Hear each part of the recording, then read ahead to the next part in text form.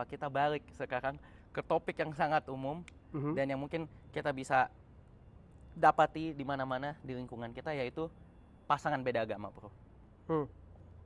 Bukan alien sama manusia ya, kayak Superman sama Lois Lane gitu, enggak. Tapi ini aja beda agama deh, kayak lu sama pasangan lu, gua sama pasangan lu, atau siapa dengan pasangan beda agama. Itu menurut lu bagaimana ya? Apa permasalahannya yang biasa dihadapi? Soalnya gini, menurut riset itu kalau nggak salah 1 dari 30 atau 40 pasangan itu berbeda agamanya. Itu general di Indonesia. Tergantung kotanya ya. Kalau mungkin Jakarta lebih banyak lagi. Menurut lu kontra apa nih yang akan ada ke depannya kalau masalah perbedaan agama, atau pendapat lu dulu deh? Mungkin kita generalisasi ke perbedaan antara dua manusia lah.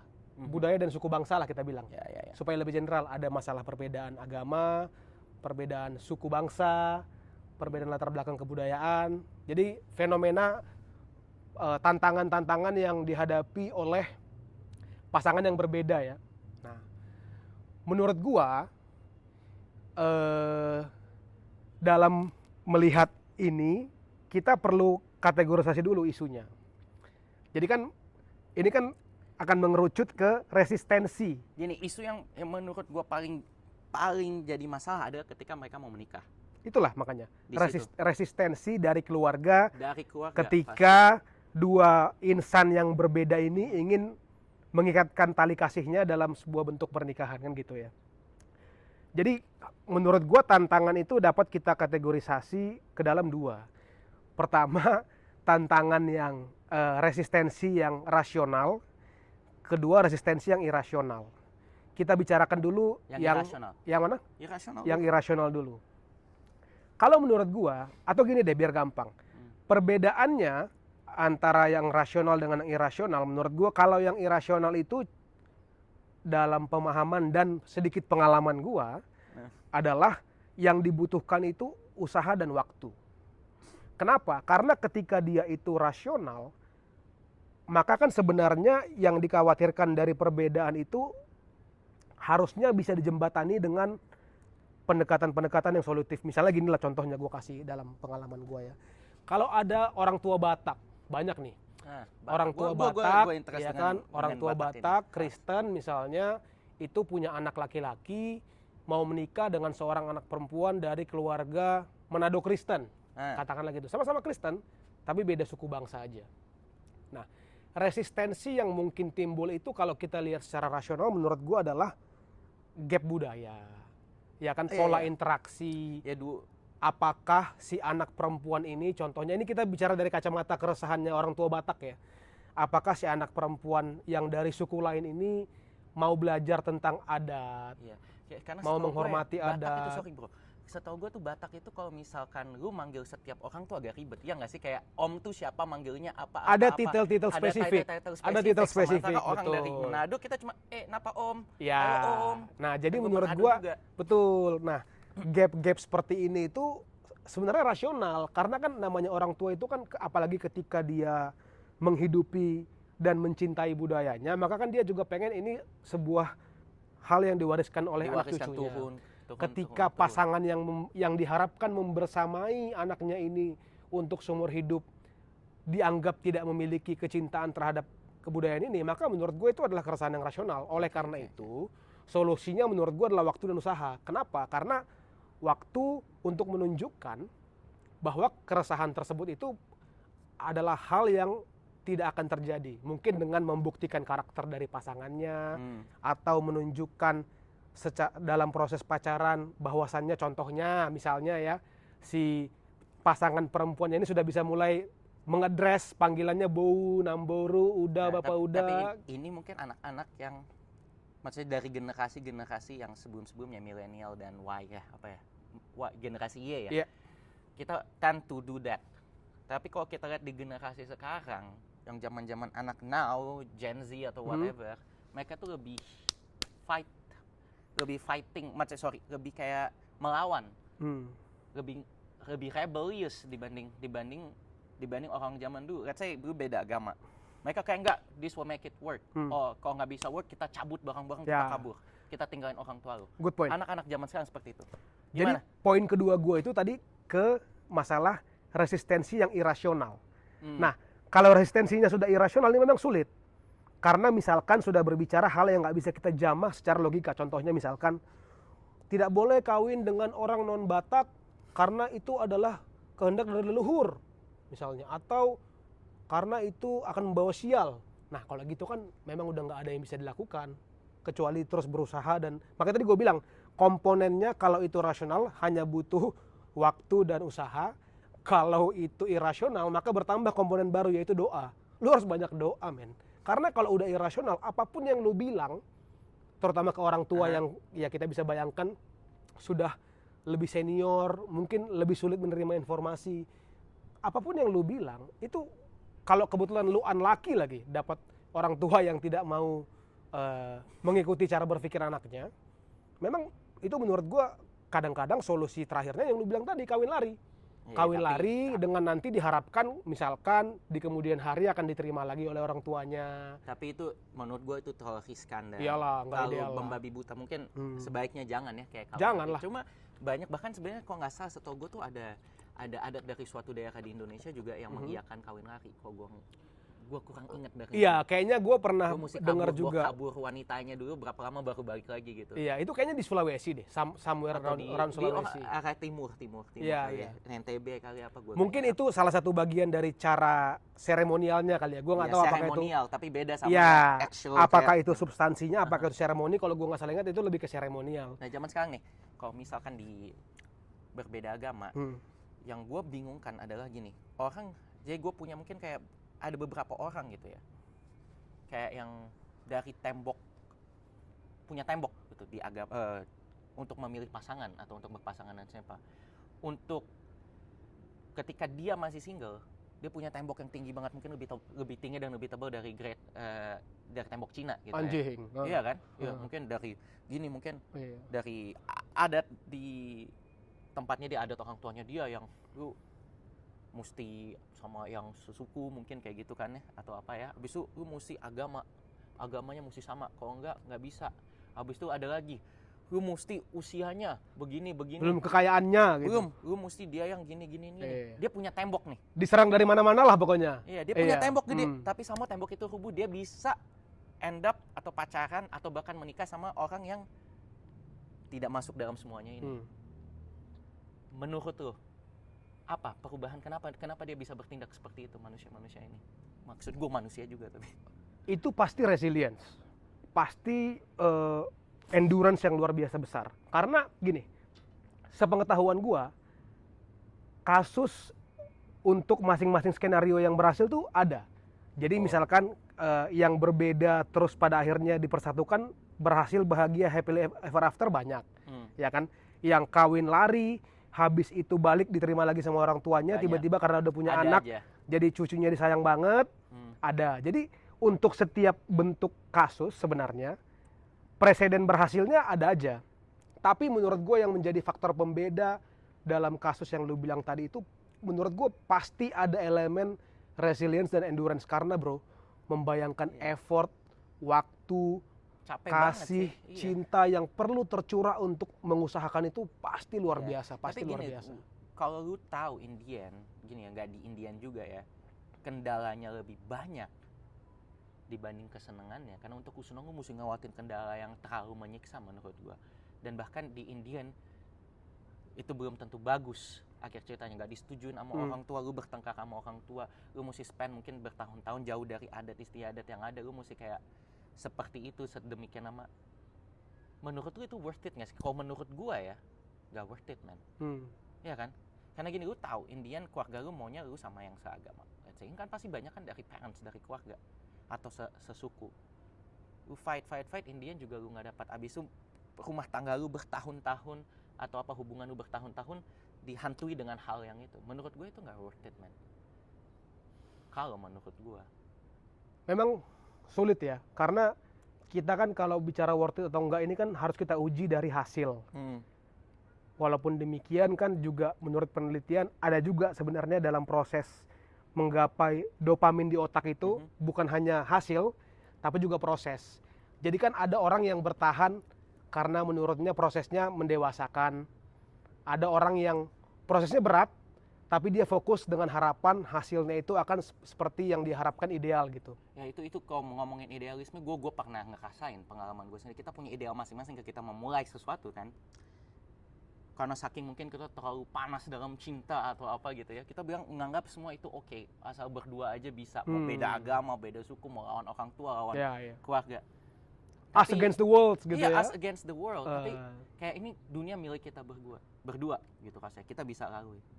Cuma seringkali kita lupa bahwa dunia ini bukan cuma milik kita berdua, banyak milik orang banyak lain. Dan ini setelah sekian berjalan lama, banyak justru masalah yang timbul dari situ. Dan masalah-masalahnya itu menurut gue cukup rumit gitu loh. Cukup rumit ya. Sekarang lu sama agama yang sama tapi beda suku bangsa bisa ribet. Agama yang sama, bahkan agama yang sama tapi beda aliran, ribet juga. Apalagi lu banyak lagi tantangan-tantangan. Jadi kan memang keunggulannya kalau banyak persamaan itu kan kita punya banyak injakan bersama. Artinya kan kalau kita satu agama, satu suku, ada banyak nilai-nilai dasar yang bisa kita jadikan fondasi untuk hubungannya. Mungkin para orang tua juga, menurut gue ya, kan gue belum jadi orang tua, tapi gue bisa bayangkan lah. Para orang tua yang menginginkan anaknya itu untuk kawin dengan yang seagama, satu golongan, satu ras, atau bahkan mungkin satu golongan kekayaan, satu status, mungkin kan sebenarnya fokusnya ke kemudahan-kemudahan itu. Dia berpikir bahwa kalau sudah banyak tabel-tabel yang sama, maka perbedaan-perbedaan yang ada itu akan lebih mudah untuk di-adjust ataupun disempurnakan di kemudian hari. Tapi ketika dari awal itu sudah fondasinya banyak yang berbeda, maka ketika dicoba dibangun ke depan tapi fondasi ini pun belum solid, ya bisa banyak timbul friksi-friksi, bisa banyak timbul konflik yang mungkin bisa besar bisa kecil tergantung. Nah, jadi menurut gua sebenarnya kalau dalam pandangan sotoy gua ya, kalau mau mengarungi lautan hubungan berbeda ini memang kita harus taktis. Jadi tidak boleh itu menggunakan emosi. Harus pakai pendekatan yang pertama rasional, kedua taktis, ketiga mentalitas bahwa you live by the sword, you die by the sword. Artinya kalau memang lu sudah menentukan pilihan bahwa ini adalah perjuangan yang lu pilih, maka apapun konsekuensi di depan ya lu harus siap. Tapi sebelum beranjak ke sana, supaya kita jangan naif, supaya kita jangan mati konyol di perang, ya yang gue bilang tadi, kita harus bikin checkbox.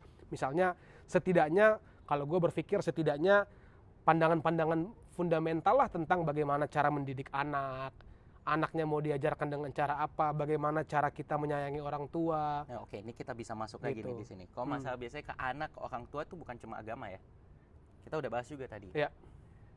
Ras. Beda ras.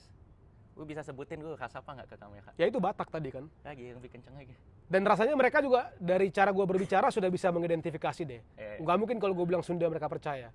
Gue Manado, tapi Manado gede di Jakarta by the way. Nah, kita ini termasuk pribumi nggak? Kalau disebut. Gini aja, nggak usah terlalu detail. Yang orang lihat kita pribumi bukan? Gitu aja, dari sudut pandang orang. Perspektif konservatifnya ya karena suku bangsa asli Indonesia gitu ya. Suku bangsa asli, oke. Walaupun gue nggak sepakat dengan term pribumi itu sebenarnya ya. Iya, kita cuma ngomong aja gitu. Kita gunakanlah istilah yang orang familiar lah. Orang familiar. Untuk tahu ide kita gitu ya. Sekarang, pasangan lu. Gue mau tanya, pasangan lu dari suku apa? Atau nggak usah suku deh, nggak usah lah. Sebut aja. Ya.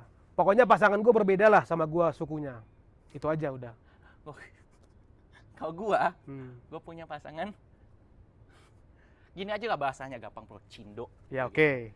Cindo. Ya. Dia Cindo, gue pribumi. Oke. Walaupun mungkin di atasnya gue ada 2 keturunan yang lalu, yang namanya masih pakai 3 kata gitu. Mungkin. Kayak tangkwe, kue, nama kue lagi.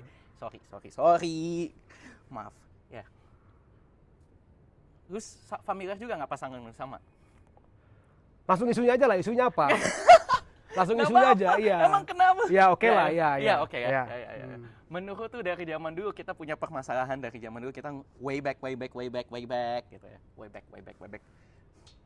Pribumi dan Cindo pernah punya permasalahan lah ya di masa lalu lah ya, yang ini lebih dikucilkan salah satunya gitu. Di zaman itu. Ada isu horizontal yang tidak menyenangkan lah. Ya, isu horizontal yang tidak menyenangkan sehingga sekarang kita ke blok-blok sebenarnya, makanya suku pribumi prefer dengan pribumi. Persepsi itu tidak akan pernah bisa hilang betul, secara Cindo dengan utuh. Cindo. Nah, tapi ketika terjadi crossbreeding, Crossbreeding, oke. crossbreeding, Mhm. wuk, wuk. Anjing ya, sorry bahasanya, nggak apa-apa sih. Cuma maksud gue terjadi crossbreeding. Nah, ini pasti akan timbul masa yang menarik karena pasti budayanya berbeda. Dan yang biasanya mereka di lingkungannya mereka, kita di lingkungannya kita, kemudian kita bertemu dan dari salah satu kita mesti masuk lingkungan mereka atau masuk lingkungan mereka, masuk budaya mereka atau mereka masuk budaya kita. Kira-kira kontra yang paling besar dari situ yang lu ketahui atau yang pernah lu alami, pernah nggak? Ada nggak? Apa kira-kira? Kalau yang gua lihat dari sekitar gua, itu kembali ke yang tadi, masalah akulturasi dan asimilasi budaya tadi pasti. Karena ada kebiasaan-kebiasaan mungkin yang kelompok ras tertentu punya, yang tidak biasa dilakukan oleh kelompok lain, tapi itu tidak dipahami sebagai suatu hal yang penting, sehingga terjadi friksi, itu mungkin lah. Tapi kalau gua boleh sharing pengalaman gua, J, secara pribadi ya, gua kebetulan sudah beberapa kali pacaran dengan yang bukan Batak. Apa? Sebut aja. Sebut Ya aja. itulah pokoknya ada. Jangan itu dong sebut. Ya, keturunan Cindo juga ada, dan Ya. yang lain juga ada. Ya, Cindo, ya. Cindo. Intinya adalah, oke. Nah, tapi yang bisa gue akui di hadapan publik pada kesempatan yang berbahagia ini adalah bahwa gue beruntung gue punya privilege yang gue rasa tidak dimiliki oleh semua orang dalam kondisi gue. Privilege gue adalah gue punya orang tua yang terus mau belajar, berkembang, dan lebih baik pola pikirnya daripada anak. Jadi lebih open minded. Jadi seiring dengan berjalannya waktu, itu orang tua gue menunjukkan bahwa mereka tidak berhenti berproses, bukan hanya dari segi sudut pandang, pola pikir, tapi juga bagaimana dia menghormati kemerdekaan berpikir anaknya. Nah, jadi tantangan-tantangan yang sering gue hadapi atau sering gue lihat di sekitar gue tentang barrier untuk perbedaan budaya itu tidak terlalu besar gue hadapi. Mungkin hanya di awal, tapi seiring dengan berjalannya waktu, seiring dengan yang gue bilang tadi, jadi ini gue lakukan waktu dan usaha.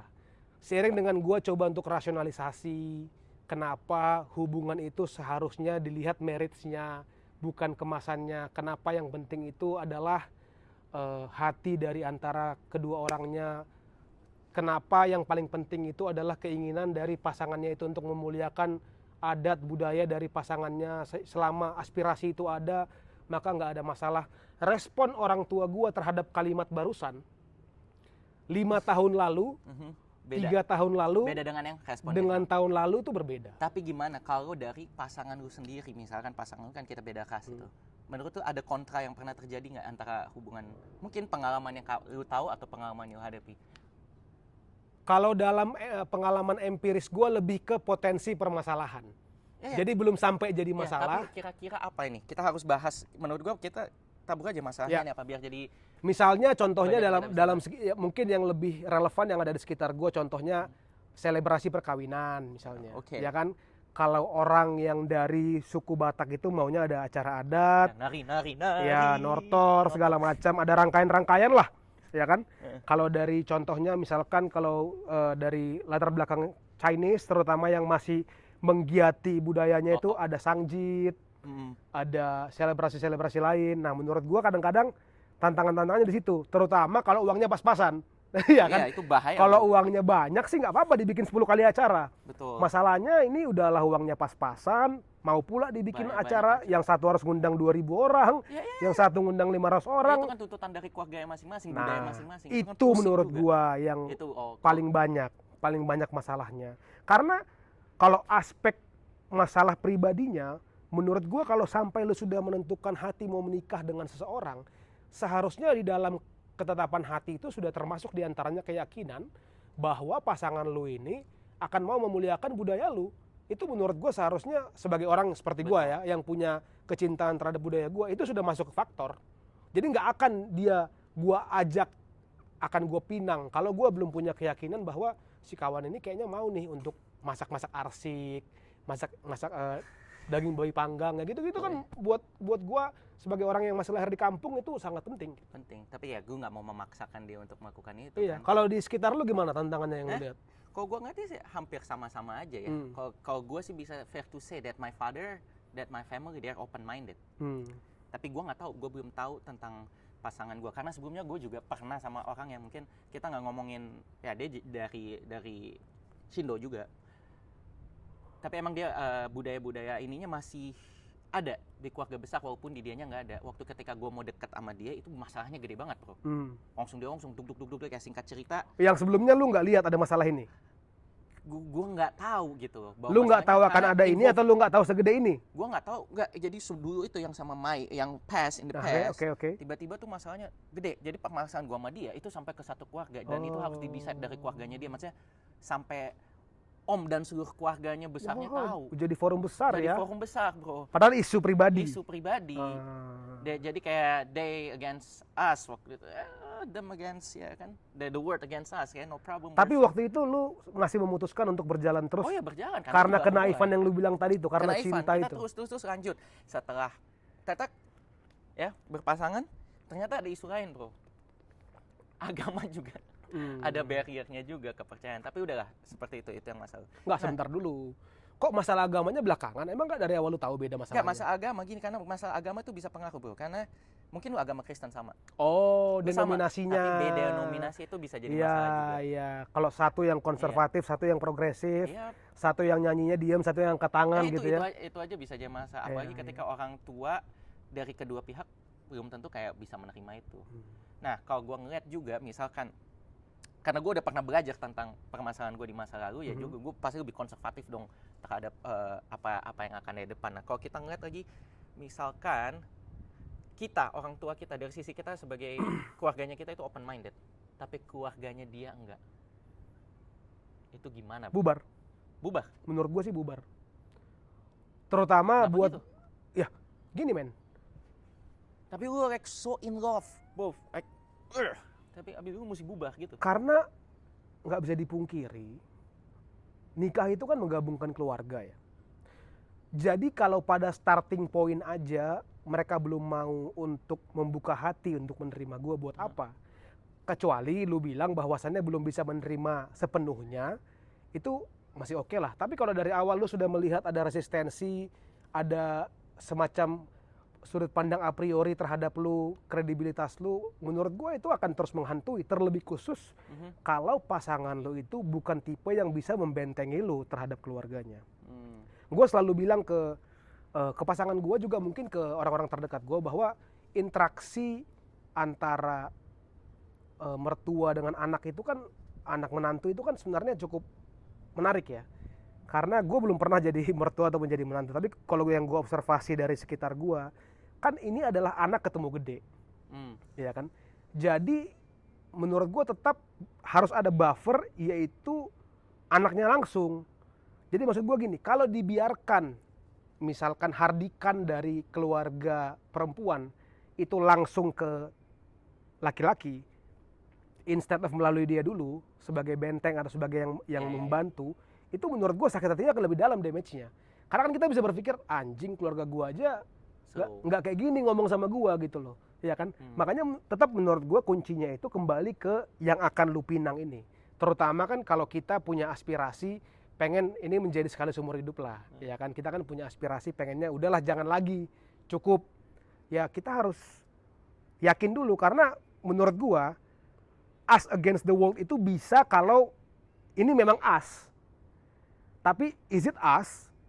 Itu menurut gua as itu nggak semata-mata cuman kayak ya udah kita berdua ayo. Lu harus firm dulu in your ground karena tadi seperti yang gue bilang dari observasi di sekitar gua, orang yang semakin banyak perbedaan itu persentase kegagalan semakin banyak, semakin besar gitu kan. Karena jadi lebih sulit untuk menyatukan sesuatu yang beda dibanding apa yang sudah familiar. Betul. Jadi kalau tidak ada injakan bersama fondasi yang solid, lebih bagus bubar menurut gua. Jadi gitu bubar ya, oke. Berarti itu kalau kontra bubar. Iya, makanya lu menurut gua jangan terburu-buru sih. Harus nggak boleh tergesa-gesa. Lu harus lihat dulu. Harus lihat. Yang lu ajak Observe. masuk ke dalam inner circle lu ini manusia-manusia seperti apa? Bibit-bebet bobotnya dalam arti apakah dalam worst skenario dia bisa lu terima, dalam best skenario lu bisa terima gitu. Satu dengan yang lain ya. Satu dengan yang lain. Kita ngomongin kontra tadi, sekarang kita ngomongin pro-nya dong. Nggak mungkin dong dari hal yang perbedaan dari ras kayak pribumi, cindo atau bukan perbedaan agama, nggak ada pro dari berpasangan beda. Sorry, maksud gue nggak ada pro-nya pasangan yang berbeda gitu ya, nggak ada pro-nya. Ada pro-nya dong. Apa pro-nya? Kalau lu punya nggak di otak? Kalau gue sih ada, tapi lu dulu deh jawab. Menurut gue pro-nya love is love. Otak gue nggak kayak gitu, nggak love. Nggak, jadi artinya bahwasannya pro-nya itu adalah kita jadi berfokus kepada individunya, bukan latar belakangnya. Jadi regardless of ini, terlepas dari ini, kita tuh bisa berfokus kepada kecintaan dan interaksi di antara keduanya. Dan juga menurut gue ya kekayaan budayanya.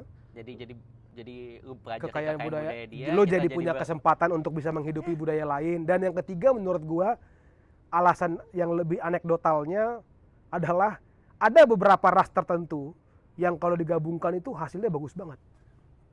Contohnya kemarin gue tuh ngelihat ada mix antara India dengan Jepang.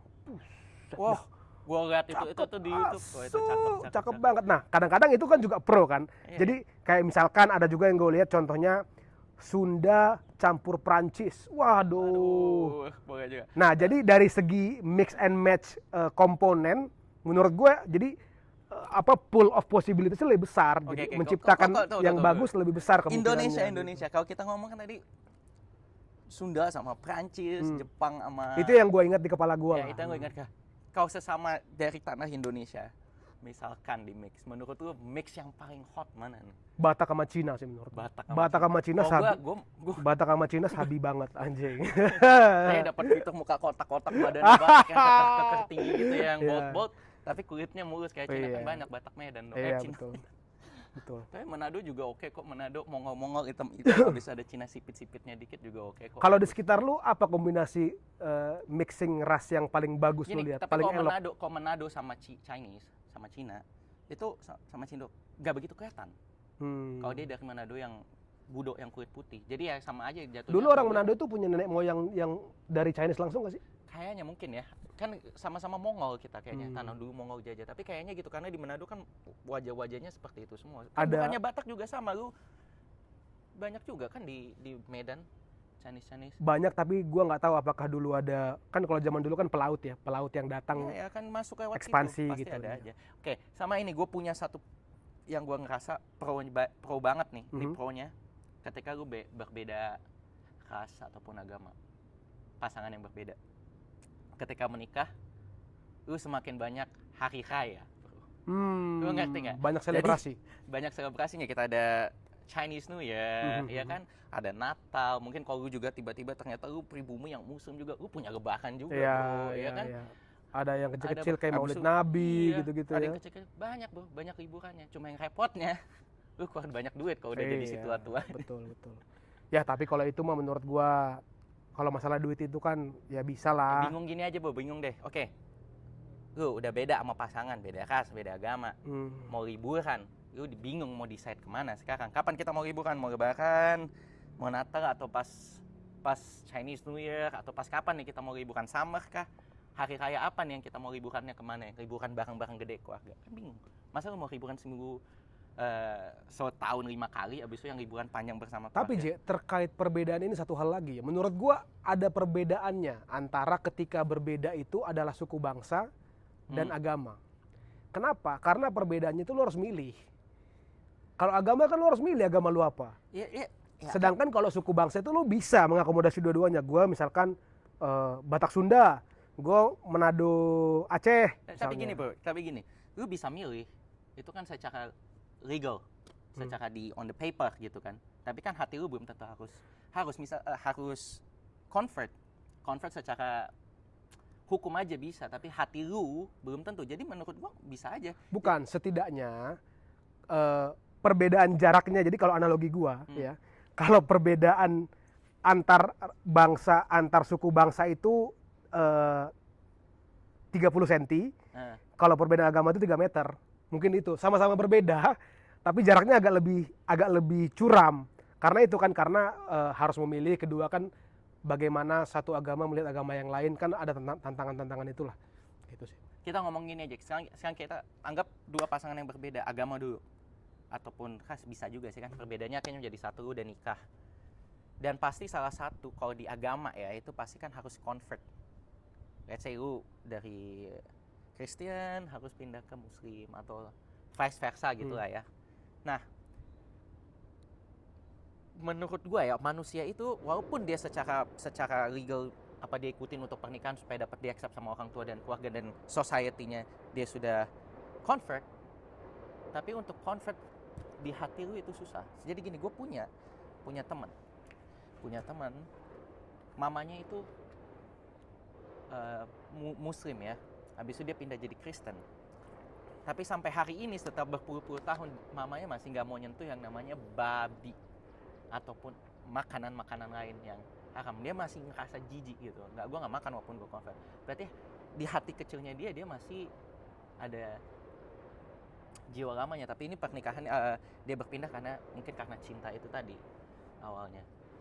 Menurut tuh pandangan yang dari peristiwa yang berikut ini gimana pandangan lu? Menurut gua itu adalah realita yang menjadi cara orang untuk mengakali sistem, untuk bertahan dengan tingginya tembok-tembok perbedaan di negara ini, tapi pada akhirnya itu menurut gue tidak ideal.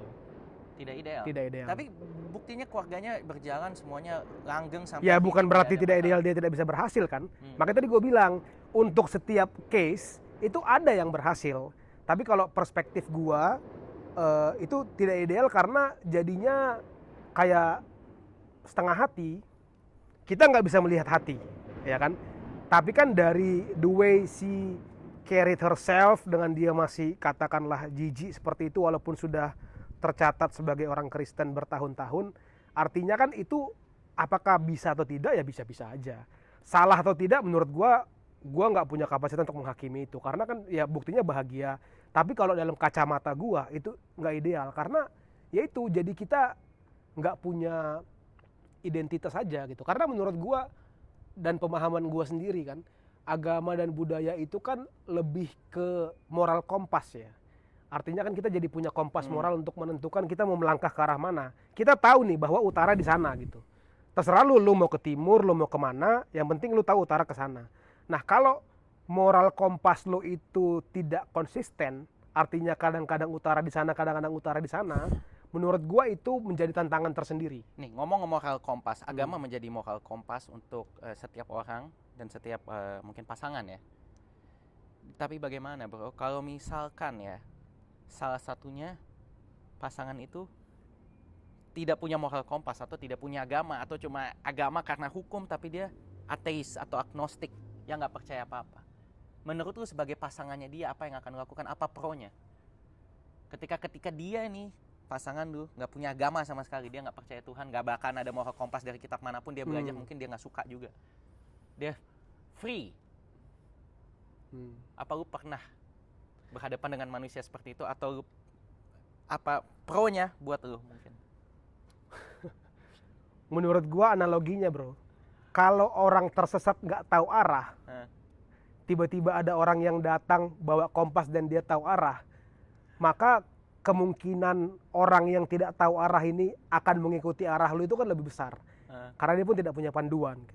Jadi dari segi barrier menurut gua kalau mau membersamai ikut ke arah gua menggunakan kompas gua ya lebih mudah.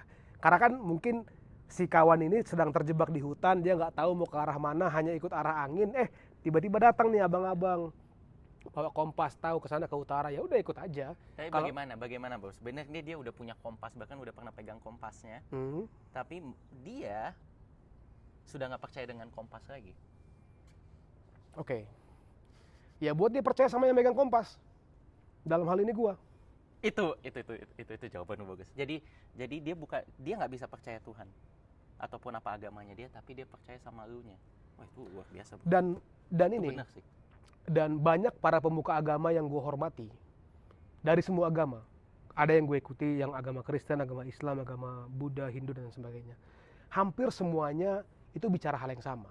Bahwa nubuat atau khotbah atau ceramah terbaik yang dapat dilakukan oleh seorang umat itu adalah dari perilaku sehari-harinya. Betul. Karena apa? Karena orang di sekitar lu itu nggak baca kitab suci lu. Benar. Tapi dia lihat cara lu berperilaku, Cara lu dia hidup. lihat cara pandang hidup lu. Benar. Jadi kalau lu pengen menubuatkan ataupun mentransmisikan kebenaran menurut lu based on kompas yang lu miliki, cara paling elok dan paling berkelas tanpa memicu konfliknya ya Menunjukkannya. sikap tindak sehari-hari. Tindak Jadi kembali ke yang lu bilang tadi bahwa kita harapkan dia jadi percaya dengan kompas kita, tapi fokusnya sebenarnya lebih ke kita sebagai pemegang kompas. Jadi gitu kan. percaya kita bahwa lu pegang sebagai pemegang kompas bahwa yang lu pegang ini benar. Yang Bahwa- lebih meyakinkan. Bahwa yang gue pegang ini akan mengarahkan Nah, kita kita ke ke tujuan jalan- yang ke kita tujuan. inginkan. Karena kan nggak semua orang pengen ke utara, bro. Iya. Ada juga yang pengen ke selatan. Ada juga yang pengen mungkin utara mencong-mencong Betul, dikit, ada tapi dia juga- ngikut kita dulu gitu. Iya, ada juga yang memang Northeast, pengen Northwest. singgah-singgah dulu ya kan. Iya. Jadi makanya kan penting di awal untuk kita tentukan dulu ini arahnya kemana. Kalau memang kita mau ke utara, ini kompas kita, yuk jalan Ya gitu. udah, lu dan skill sejalan sama gua, let's go. Ayo jalan gitu Jalan. kan. Tapi kan kalau misal kita ke utara lu agak mencong dikit mungkin nggak apa-apa, kita balik ke utara lagi. Tapi kalau lu ke utara gua mau ke utara, lu ke selatan, itu agak susah. Iya, kan kalau off track itu biasa terjadi lah. Off Kita track pun biasa dalam berkendara, Tapi dalam bukan jogging, backtrack ya. backtrack, apalagi destroying the track gitu. Destroying Jangan the- sampai ya kan, karena kan kadang-kadang ada orang yang pergerakannya sedemikian sembrono sehingga itu track hancur gitu loh. Dia lupa bahwasannya itu track masih diperlukan. Nah, jangan sampai terlalu ugal-ugalan lah. Oke. Asik juga ya. Nah, ini nih. Gua tuh, lu baca berita yang ini gak sih tentang si kawan ini nih? Aduh, gua nggak, gua Mr. lagi ngikutin. Engonga. Emang Lu- kenapa dia Engonga? Wah, anjing nih orang ya. Nanti teman-teman boleh lihat ya di internet tentang si Mr. Engonga ini. Engonga. Jadi si Mr. Engonga ini dia lagi Mr. viral Engonga. mungkin 2-3 minggu lalu kali ya. Dia itu adalah seorang pejabat dari negaranya itu Equatorial Guinea. Oh, ini yang dia tidurin banyak orang. Nah, gua belum cari deh padanan katanya kalau Tapi apa- Equatorial Guinea ini apa dia apa? tidurin banyak orang, tapi orang-orang yang dia tidurin tuh orang-orang yang lumayan penting, selebriti atau apa atau viral, gue nggak tahu ya. Kayaknya gue pernah sedikit. Jadi mengetahui si kawan tentang- ini menurut gue memang luar biasa ugal-ugalan. Oh, ugal. Kenapa tadi gue jadi ingat dia tadi gara-gara kita bicara ugal-ugalan tadi itu. Inilah representasi dari seorang manusia yang ugal-ugalan, burn all the bridges, destroy all the track. Pokoknya ini orang kacau banget menurut gue karena dia ini seorang pejabat lah gitu ya. Gue kurang detail apakah dia legislatif atau eksekutif di sana Ya lah. pokoknya pejabat lah gitu. Jadi si kawan ini ternyata dia merekam kegiatan seks dia dengan banyak sekali perempuan dan tersebar. Yang jadi masalah itu adalah bukan semata-mata video seksnya, tapi dengan siapa dia bikin Iya. video. Ini gue ada lihat nih kemarin sedikit, ada yang mengcapture siapa aja contohnya ya. Sedikit horor juga ya. Si kawan ini meniduri istri dari direktur Presidential Security, berarti semacam pas pampres ini. Terus istri dari jaksa agung, anak perempuan dari direktur kepolisian, istri dari adik laki-laki pastor di gerejanya, istri dari pastornya, istri dari beberapa menteri, terus istri yang sedang hamil dari pamannya. Wah, jadi kan lu bisa lihat, inilah definisi pertama orang yang ugal-ugalan. Kedua sih kayaknya ini semacam power move kali ya. Mungkin dia punya fantasi, Iya. dia bisa mendominasi orang-orang itu dengan cara meniduri istrinya kali ya. Mungkin dia rasa ada kepuasan tertentu yang dia dapatkan dari situ. Mungkin gue nggak bisa taklukin di tempat lain. Ya, gua taklukin istri sama gitu. kayak lapangan tenis tadi ya. Anjing. Kalau kau di kantor, kau bosku, tapi di lapangan tenis skor 0-0 bos Jadi gitu kau ya kan. boleh di susunan negara ini berkuasa, tapi wanita yang paling berkuasa di rumah lu boleh kuasai, Iya, kata dia. pokoknya gue Hmm. semenjak gue baca berita ini, gue berdoa dijauhkanlah gue dari manusia-manusia seperti ini. Karena ini orang-orang dekat dia semua gitu loh. Dan apa ya, Ya, menurut justru gue ini sama lah. Dari dulu tuh gue orang yang tidak pernah mau dating my friend's ex. Karena menurut gue itu complicate things. Ya emang complicated. Iya sih. kan? Cuma Bahkan kayak, katakanlah kalau dia sudah tidak cinta pun, gue tuh tidak pernah mau mencoba memulai itu. Karena menurut gue itu menyentuh elemen sensitif dari seorang pria, yaitu mungkin egonya.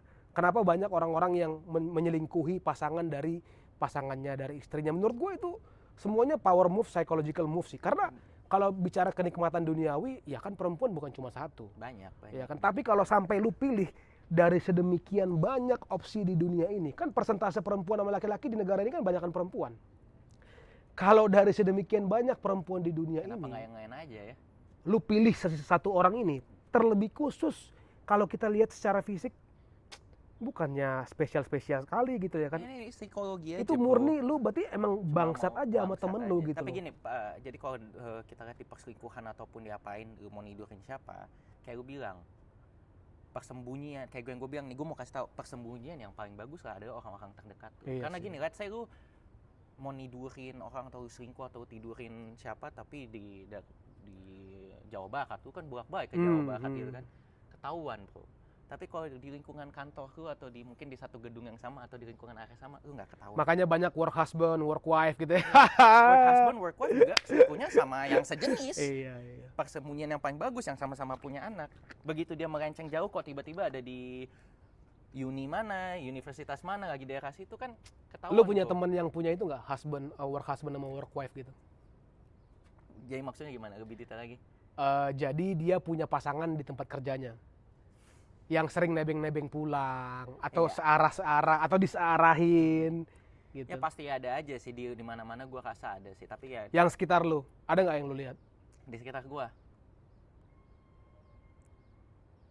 Ya, tunggu tapi are they like related to someone atau Nggak harus, pokoknya yang lu lihat di sekitar lu gini, aja di ada. sekitar gua ada, tapi bukan di lingkungan yang gua lagi sering saat ini. Ya it's okay, nggak ada masalah, nggak usah Ada. didetailin.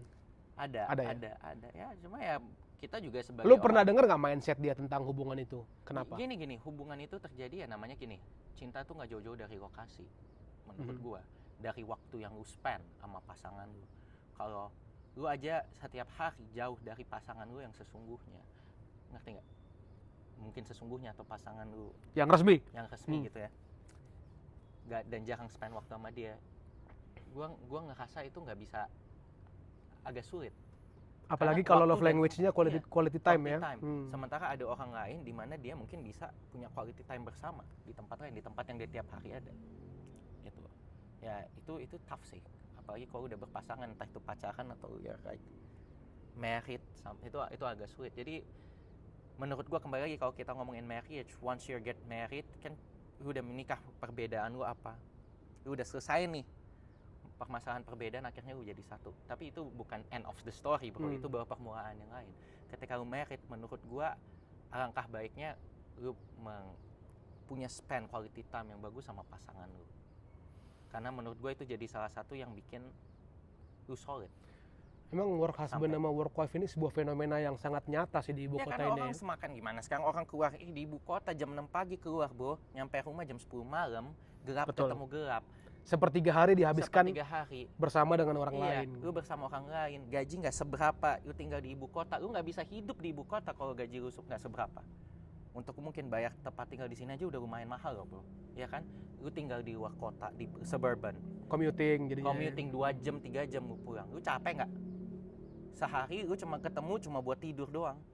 Ya Udah gimana gitu lu belum mau lagi punya kalau quality di time? rumah pasangan bawel, Iya. nggak ramah ya Dia kan. cari kesenangan di tempat Iya. lain. Makanya mungkin kalau gua suatu hari bisa hidup dengan seseorang lagi, ya gua mau gimana gue cari cara supaya gue bisa spend waktu lebih banyak sama dia, lebih banyak juga sama anak-anaknya dia, karena itu penting. Emang date night itu penting sih ya. Date night penting. Date night penting banget sih. Sex penting, bro. Gua sebagai orang yang belum menikah, gua kan suka mempelajari gitu ya. Kan gue juga pengen nikah lah gitu kan. Gue mempelajari dari para ahli atau dari para, lebih sering dari ini sih, dari pasangan-pasangan yang udah tua.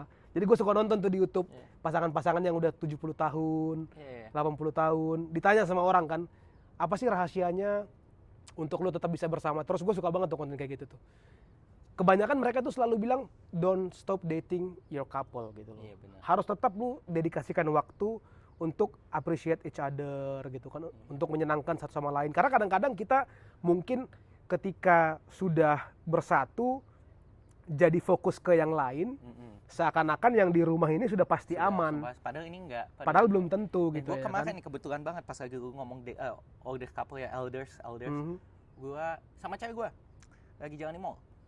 Kita ngeliat couple mungkin umurnya udah 70 tahun, mereka berdua masih jalan pegangan tangan. Ya. Cewek gue bilang gini, nanti kita tua mesti sampai kayak gitu Asik, ya, kata dia. asik. Sudah punya visi ya. Sudah punya visi, kata dia begitu. Iya. Sampai tua. Tapi dia usianya lebih tua dari gue kan si cewek ini. Oke. Jadi ya paling enggak lu temenin gue sampai umur gue 70-an deh. Habis itu terserah, kata dia. Nggak. Kalau menurut gua sih, Gue bilang enggak, gue nggak akan hianatin. Gue teman lu sampai habis, mau gue lebih muda dari lu gimana. menurut gua lu akan, karena gue udah bilang ke dia, gue mau. dan lu quality time. kayaknya tipe manusia yang akan membersamai sampai akhir sih Iya, kayaknya. karena gue gini, makanya gue bilang gue punya past mistakes. Kata gue nanti sama mungkin my future pasangan ya, ya gue mau spend waktu lebih banyak lagi. Dan kalau emang dia juga bisa spend waktu lebih banyak lagi sama gue, why not kita together, live together, maksudnya lebih kayak lama bareng, spend more time. Nanti kita punya kids, I wanna be present for the kid. Oh, definitely Iya kan? ya. Karena gue udah ngeliat betapa hancurnya dunia ini ketika kita cuma kerja. Emang duit banyak tapi nggak ada waktu juga, banyak Superficial ya. hal-hal yang pernikahan atau apapun yang rusak dari situ. Iya, kadang-kadang orang lupa bahwa tidak selamanya privilege di bidang materi itu cukup Nggak? gitu ya kan. Orang yang tidak punya privilege itu pasti pengen. Tapi kalau orang yang punya privilege itu bisa disuruh milih, belum tentu dia tidak akan memilih yang lain. Contohnya kayak gue lah misalnya. Kalau gue punya pilihan antara memilih privilege orang tua yang gue miliki sekarang dengan kearifan mereka, dengan kasih sayang mereka kepada gue yang boundless. Kalau gue disuruh milih antara orang tua seperti mereka dan warisan 20 triliun, gue akan bilang sama orang tua gue, kita ambil 20 triliun itu gimana caranya, gue bilang. Iyalah. Ya, bro, 20 triliun lu dapat dari mana? Loh, Siapa kan yang mereka mau ngasih? kan mereka open minded, ya Iya, kan. Jadi iya, kalau 20 memang ada triliun. pilihan itu akan gue bilang, akan gue bisikin, "Pa, Ma, kita bikin strategi gimana caranya kita ambil 20 triliun itu, tapi kalian tetap orang tuaku." Nah, itulah. By Jadi the way- intinya gue gak akan milih. Is that rain, bro? Hujan. Beneran. Bener itu tuh hujan tuh.